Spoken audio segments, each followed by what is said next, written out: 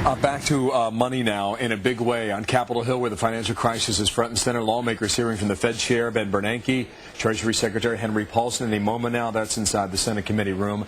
They're expected to urge the Senate to pass the $700 billion mortgage bailout and do it quickly. Minnesota Congressman Michele Bachmann's on the Financial Services Committee. Good morning to you. I know you've got issues with these. Where do they chiefly lie? Well, I do, Bill. We're very concerned because as we've seen an unprecedented level of power assumed by both the Federal Reserve Chair and Treasury Secretary Paulson. They've already committed $900 billion of taxpayer money for these past bailouts. Now they're requesting at minimum $700 billion more.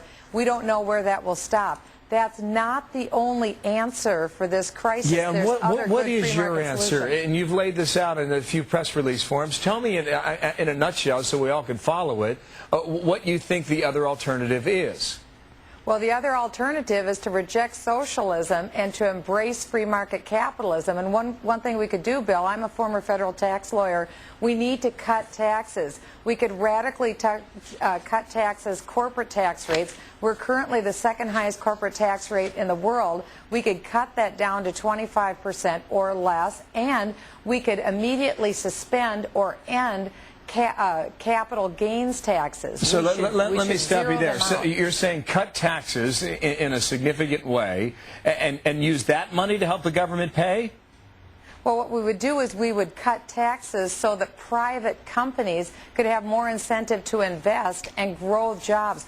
Government doesn't create wealth. Private companies create wealth. We want to stimulate private companies to do what they need to do to bail themselves out so the American taxpayer isn't bailing them out. So let me probe this from a different side. And Ben Bernanke is urging the passage of this quickly. I think there was an urgent statement from him that crossed the wires an hour ago, warns the economy faces grave dangers if this is not enacted. I know where your beef is with getting taxpayers to pony up a major portion of this bill, but if we don't take action now, is the penalty even larger for taxpayers down the road than it is today?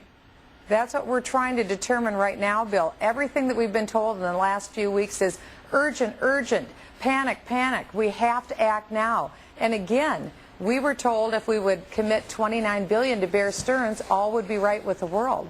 Then we were told $200, $400 billion for Fannie and Freddie, all would be right with the world.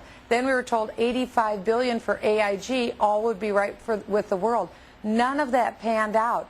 Now we're being told in a panic we have to pony up $700 billion to give unprecedented powers to the Treasury Secretary, all will be right with the world.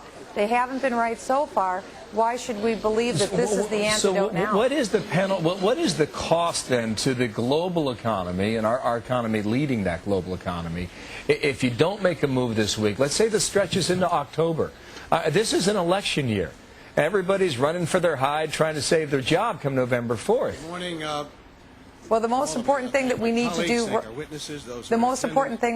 do right now is to make sure that we aren't acting in a panicked way. We need to get all the facts on the table, Bill, so that we're acting prudently. Remember, this is other people's money. It's not our money. Yeah. And that's one thing I've seen in Washington. It's so easy to spend other people's money. But again, American free market and capitalism did not get us into this mess. It was too much government intervention. All roads lead to Freddie and Fannie, and what we need to do is Freddie and Fannie need to go into receivership, and just like Ma Bell was sold off into Baby Bells, we need to end Freddie and Fannie, sell it off, because we can no longer ever again have the federal government back up or be the bank and the insurer of last resort. Okay, because risk needs to stay in the private market. I hear your point, Michele Bachmann, a contrarian view to what we have heard so far, and thank you for your time. By the way, Christopher.